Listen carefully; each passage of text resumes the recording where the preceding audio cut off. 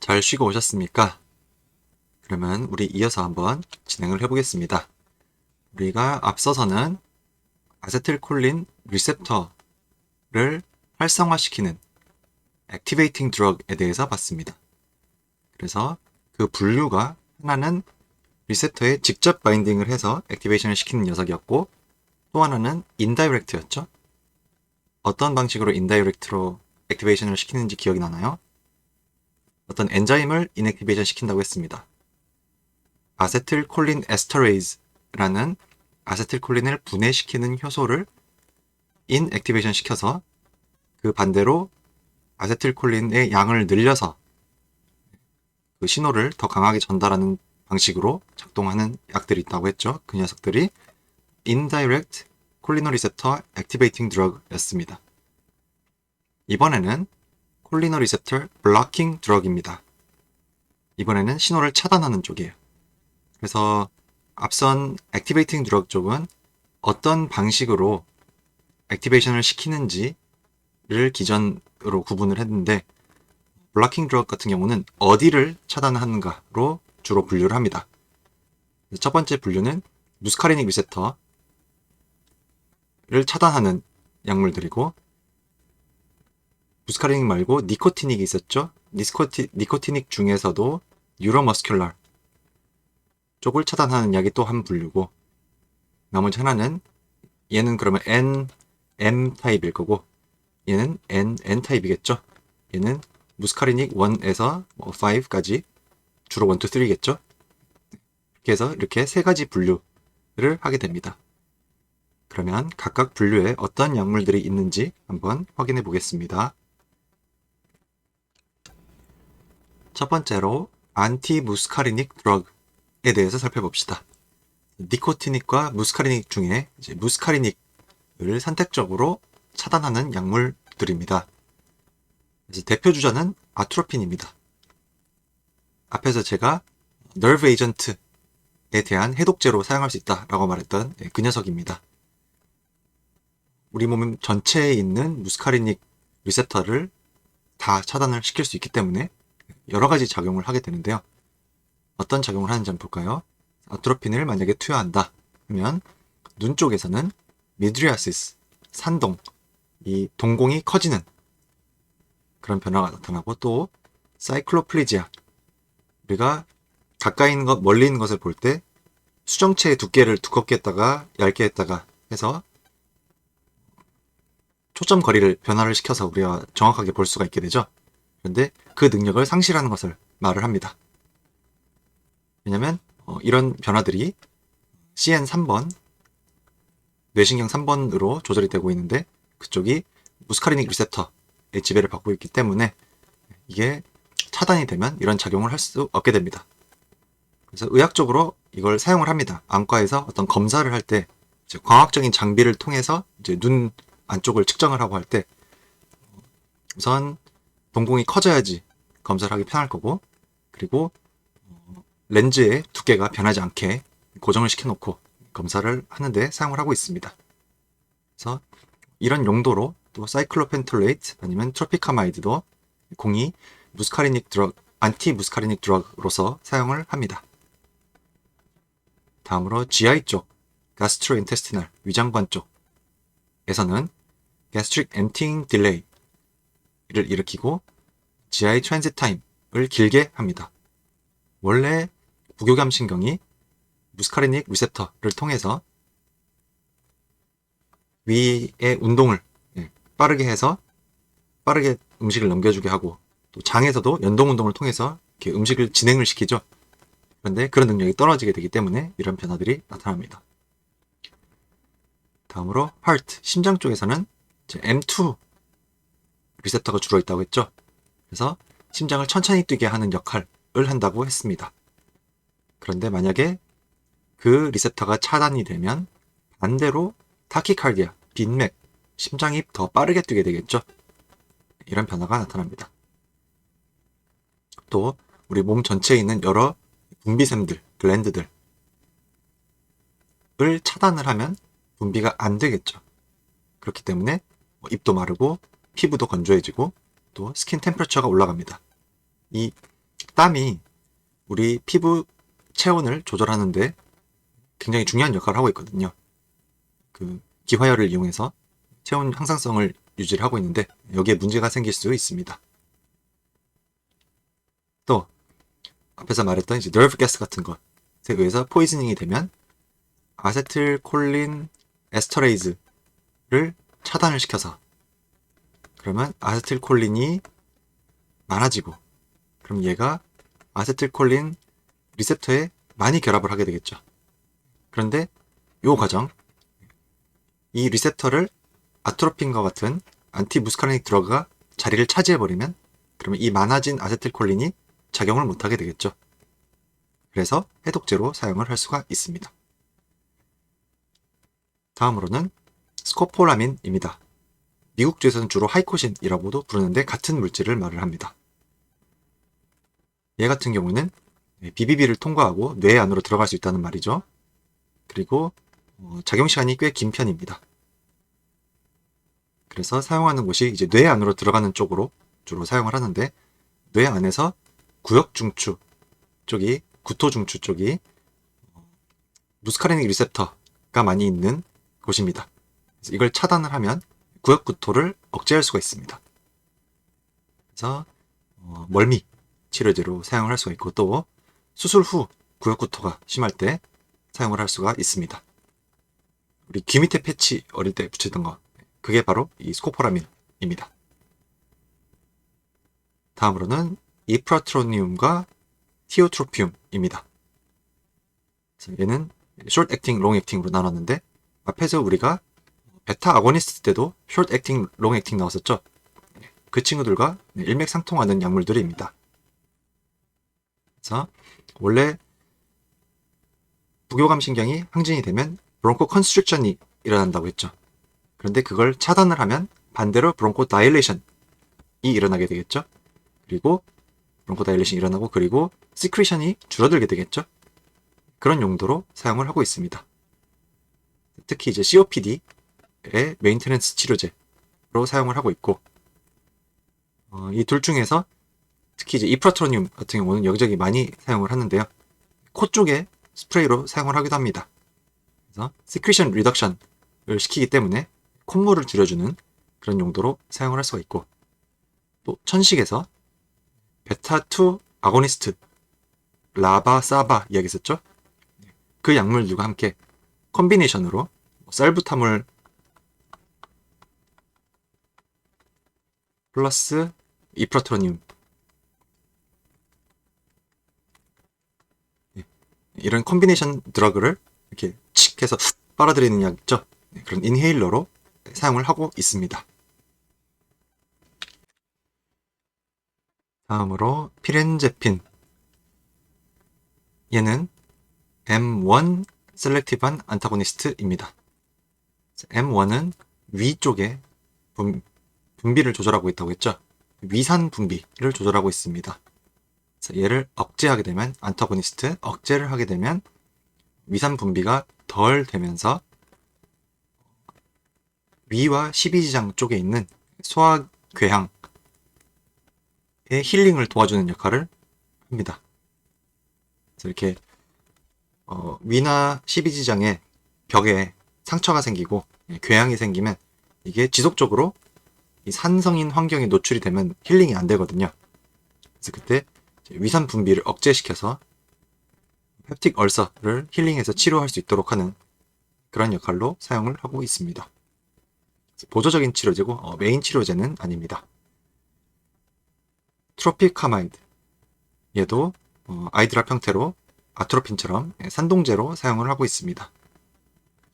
이 녀석 같은 경우는 페니레프린과 복합제제로 주로 사용을 하고 있어서 섞여있는 약으로 나와 있습니다. 페니레프린 지난 시간에 나왔었죠. 알파1 아고니스트였습니다. 그래서 눈의 충혈을 줄여주고 이런 역할로 사용할 수 있다고 했죠. 다음으로 이제 오버렉티브 블래더 과민성 방광 치료제들입니다. 많이 있어요. 여러 가지가 있습니다. 옥시부틴, 톨테로딘, 트로스피움, 솔리페나신, 페소테로다인, 다리페나신 이런 애들이 있는데 얘네들은 이제 일단 M3 리셉터에 대한 셀렉티비티가 있고, 그리고 M1, M2에 대해서 이제 약간씩 차이가 있습니다. 그래서 부작용 같은 것들을 보면서 이 중에서 하나를 선택해서 주로 사용을 하게 됩니다. 그리고 아드레너직 리셉터에 작용하는 약물들 중에서 이제 베타3에 대해서 언급했었죠. 베타3는 이것도 오버액티브 블래더 치료제로 사용할 수 있다. 베타3 아고니스트 중에 미라베그론이라는 애도 나왔었습니다. 그래서 얘도 사용을 할 수가 있습니다. 다음으로 벤지트로핀, 트라이학시페니딜. 얘네들은 정신과 약입니다. 얘네들은 M1 셀렉티브한 안타고니스트고, 그리고 팔샬 도파민 리업텍 이니비터입니다. 얘네들은 파킨슨병에서 치료제로 사용을 할 수가 있거든요. 파킨슨병은 뇌의 스트리아툼, 선조체라는 부위에서 주로 운동을 관장하는 부위인데, 그쪽에 있는 도파민을 분비하는 신경세포들의 펑션이 떨어지는 그런 기능입니다. 그런데 이 도파민이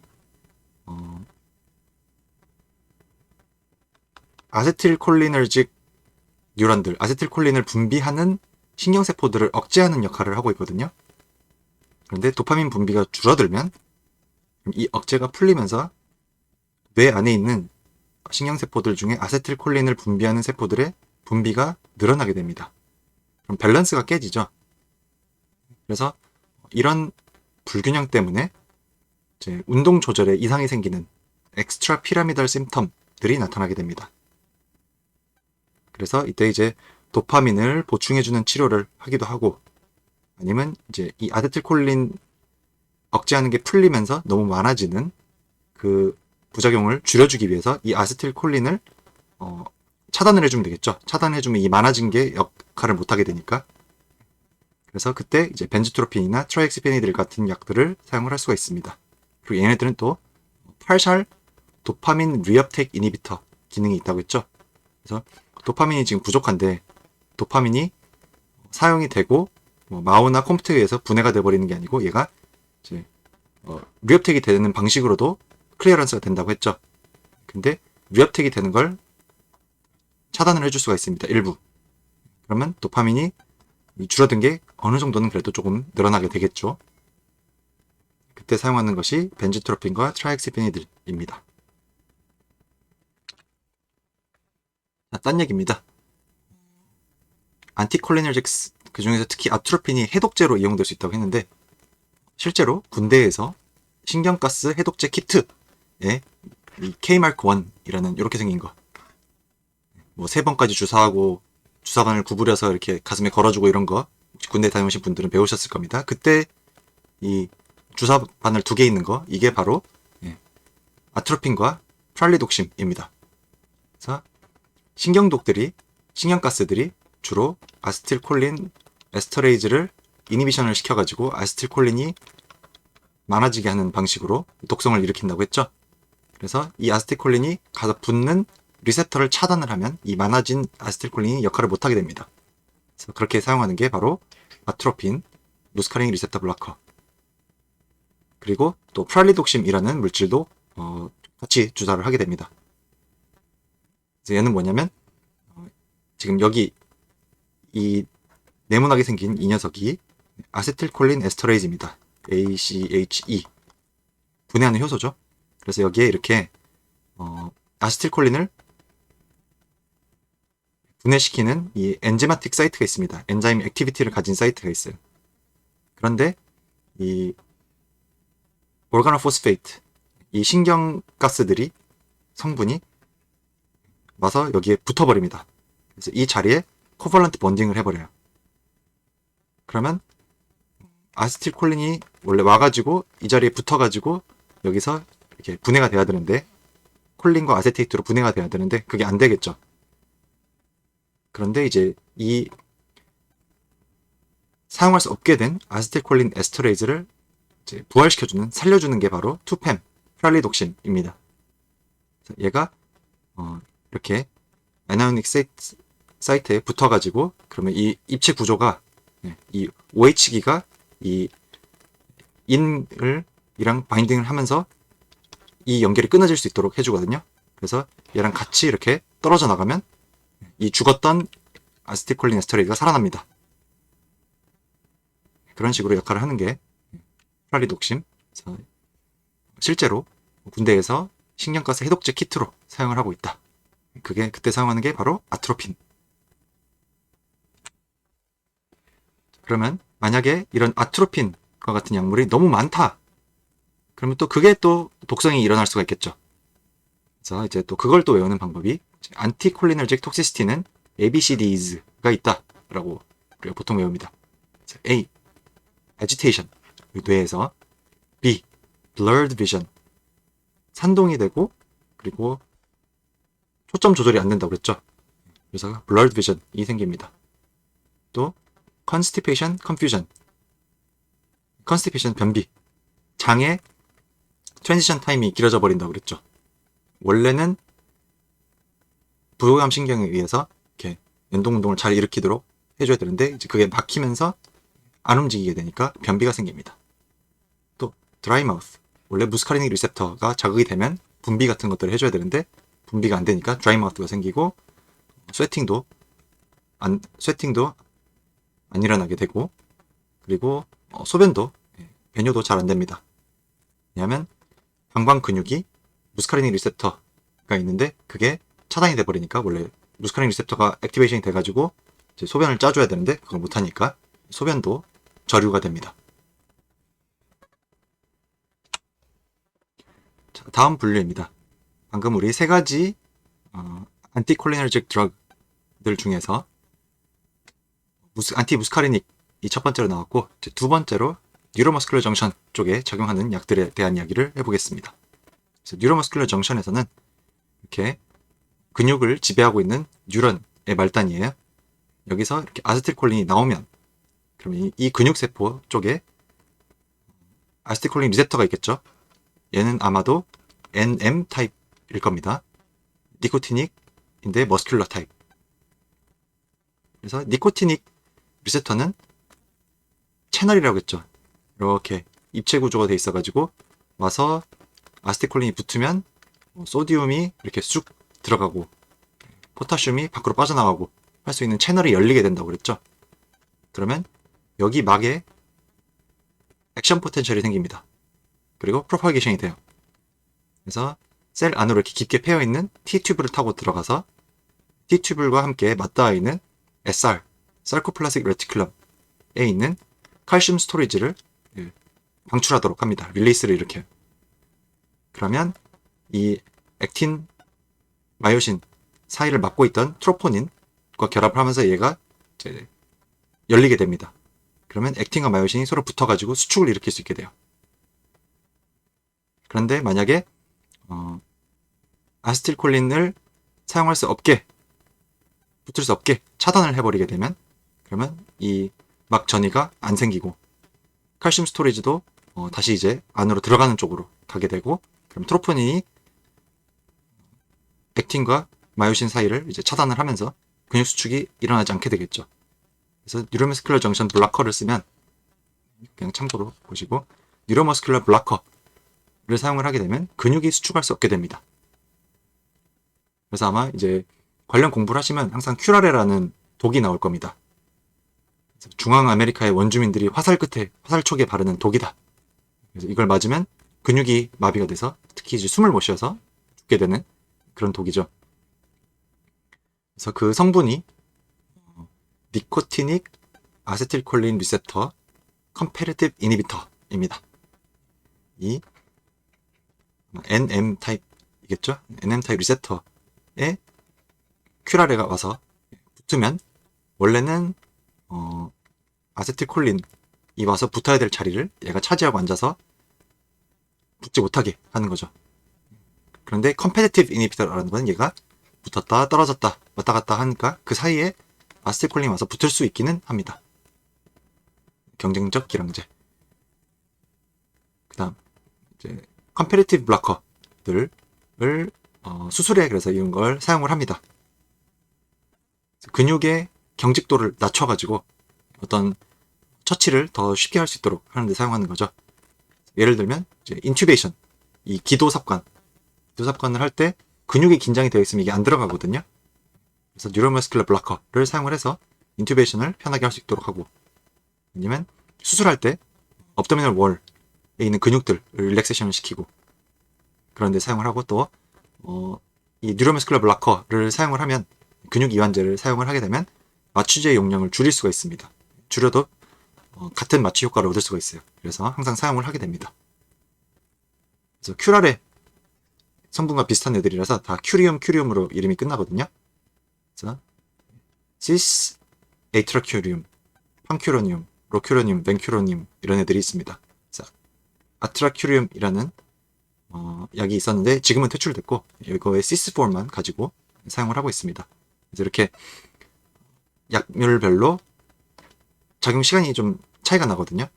그래서 좀 수술 시간에 맞춰서 얼마나 오래 걸리는 처치인가에 따라서 사용을 하고, 그리고 어떤 건 또 간으로 대사가 되고 어떤 신장으로 대사되고에 맞춰가지고, 만약에 간으로 대사되는 약물이면 간 기능이 떨어진 환자에서는 사용하면 안 되겠죠.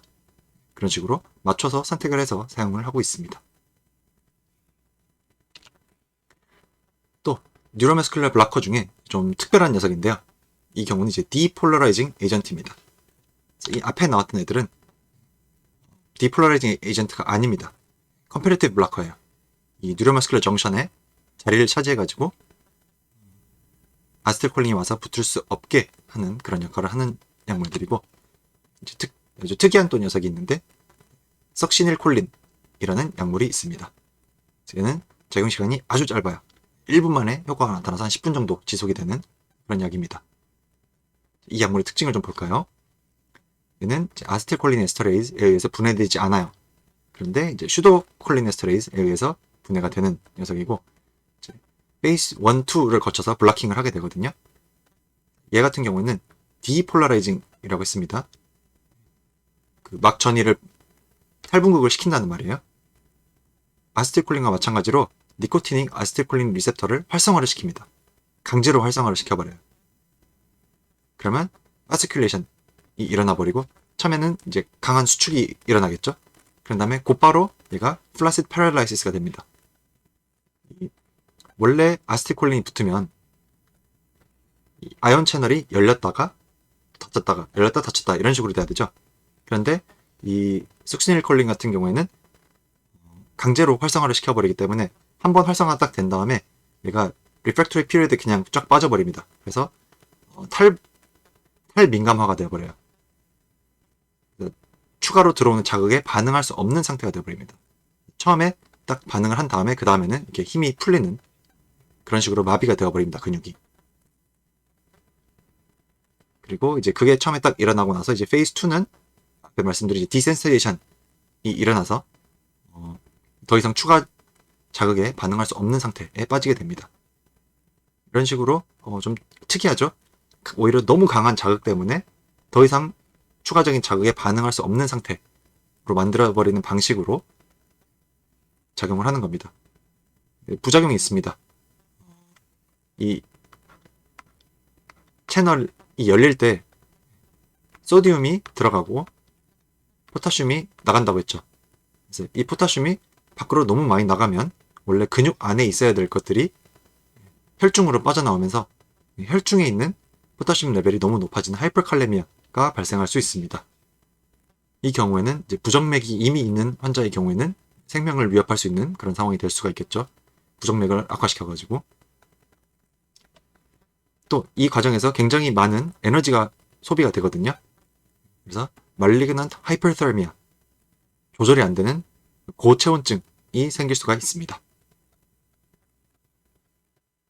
그 외에 또 다른 뉴로머스큘러 블러커들이 있습니다.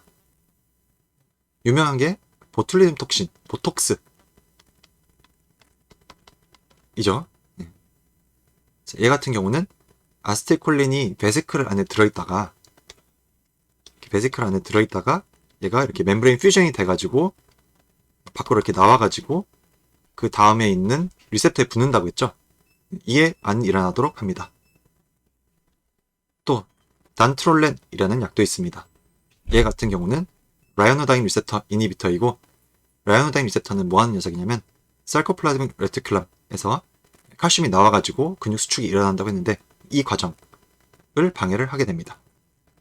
그래서 이 보툴리눔 톡신이나 단트롤렌과 같은 약물들은 머슬 스파즘이 있거나 루지디티가 있을 때, 근육이 너무 지나치게 수축을 많이 할 때 그때 그걸 좀 이완을 시켜주는 그런 치료적인 용도로 사용을 할 수가 있습니다.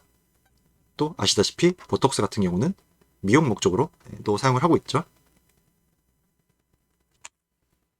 보툴리눔 톡신에 대한 내용을 조금 더 적어봤습니다. 클로스트리디움 보툴리눔이라는 박테리아에서 나오는 그런 독소이고, 얘는 아세틸콜린이 엑손 엔딩에서 나오는 것을 막는 그런 용도로 사용을 하고 있습니다.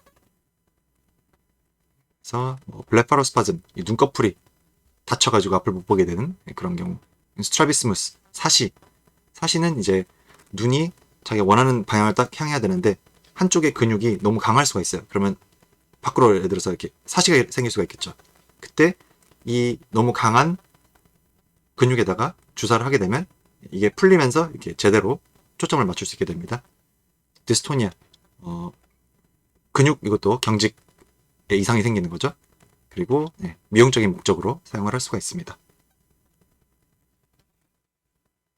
보시면 이 보툴리눔 톡신이 들어가게 되면 이렇게 베지클이 퓨전이 일어나는데 양쪽에서 이제 서로 프로틴이 스네어 프로틴들이 서로 결합을 해가지고 이렇게 앵커리지를 일으켜가지고 멤브레인 퓨전을 일으키게 되는데, 이 앵커를 이루는 이 스네어 프로틴들을 분해를 시켜버립니다.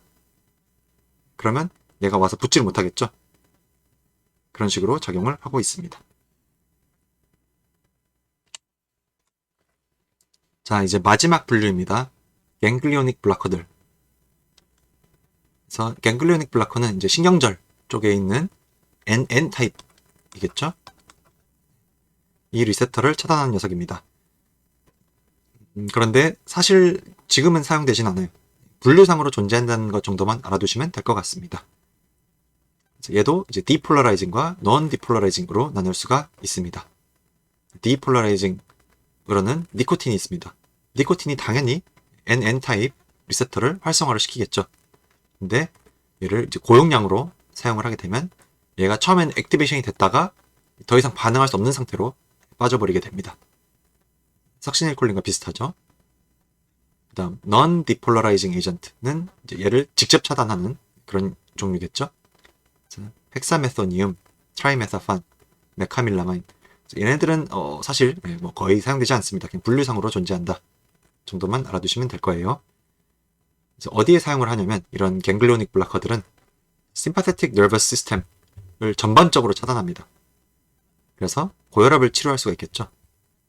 그런데 부작용이 심해서 예전에 일시적으로 사용이 됐다가 지금은 더 이상 사용하지 않고 지금은 훨씬 더 좋은 고혈압 치료제들을 사용을 하고 있습니다. 그래서 여기 있는 것들 사실상 사용 안 한다. 분류상으로만 개념적으로만 알아두시면 되겠습니다. 자, 한번 퀴즈를 보면서 한번 지금까지 배운 내용들 한번 정리를 해볼까요? 자, 니코티닉 아세틸콜린 리셉터는 어떤 종류의 수용체인가? 니코티닉과 무스카리닉 중에서 니코티닉 어느 거였죠? 네, 라이간드 게이트 채널이었습니다. 그래서 소디움을 들어오게 하고 포타슘을 나가게 하는 그런 채널로 이용이 된다고 했죠. 그러면 무스카리닉은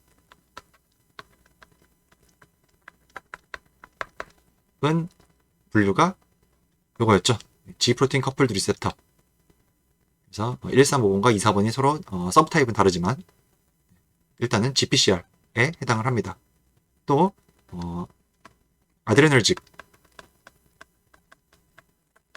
아드레널직도 여기에 해당을 했죠.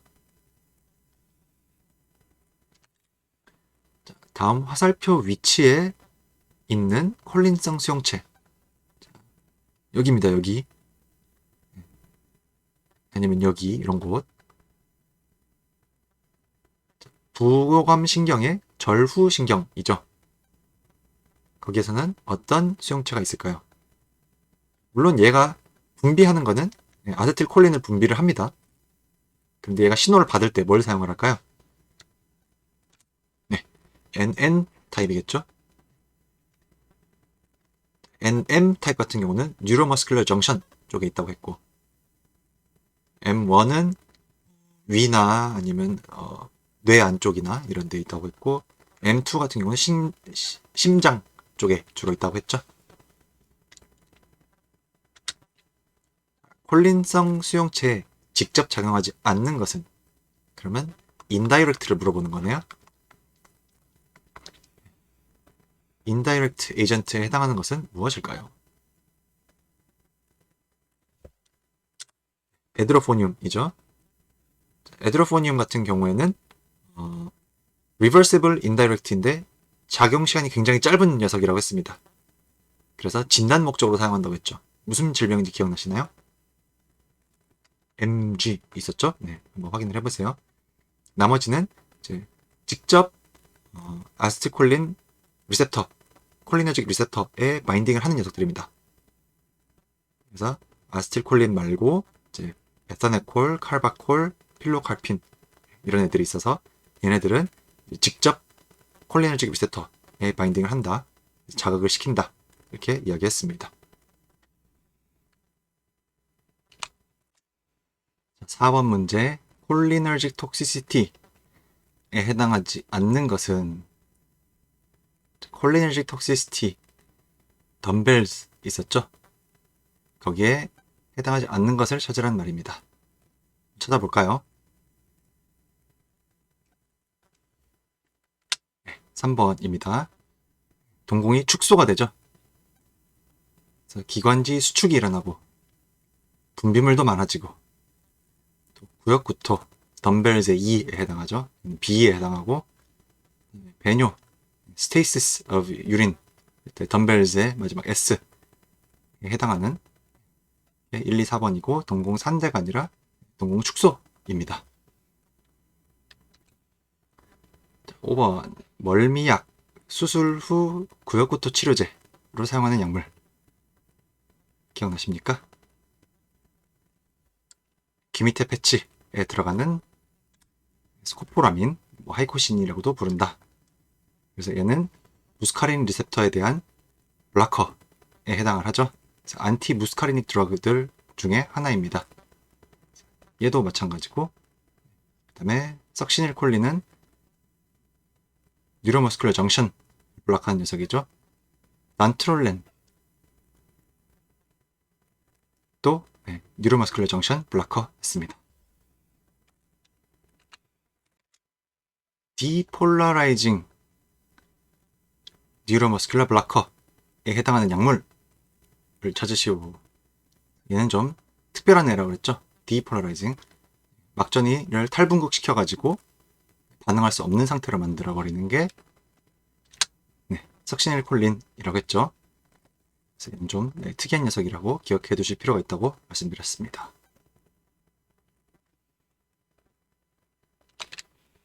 자, 7번 보툴리눔 톡신, 보톡스의 적용 기전은 어디에 해당할까요? 이렇게 아세틸콜린이 합성되는 단계에서 차단을 할 수도 있고, 베시클 안에 들어가는 단계에서 차단을 할 수도 있고, 아니면 베시클이 멤브레인과 퓨전해서 밖으로 엑소사이토시스가 되는 그 과정을 차단할 수도 있고, 아니면 리셉터와 결합하는 부분, 그 단계를 차단할 수도 있습니다. 보톡스는 베시클 퓨전을 억제하는 그런 기전으로 적용한다고 했습니다. 네, 이번 시간에 준비한 건 여기까지입니다. 그래서 지금 배운 게 교감신경에 대한 아고니스트 안타고니스트, 또 부교감신경에 대한 아고니스트 안타고니스트, 이렇게 있다 보니까 서로 겹치는 영역도 많고 굉장히 헷갈립니다. 그래서 강의록을 쭉 순서대로 공부도 해보고, 아니면 또 예를 들어서 심장에 적용하는 것끼리 또 묶어가지고 한번 또 정리를 해보고, 이런 식으로 좀 체계적으로 한번 정리를 해보실 필요가 있을 겁니다. 그렇게 해서 한번 잘 정리해 보시기 바랍니다. 어려운 내용 듣느라 수고 많으셨습니다. 네, 마치겠습니다.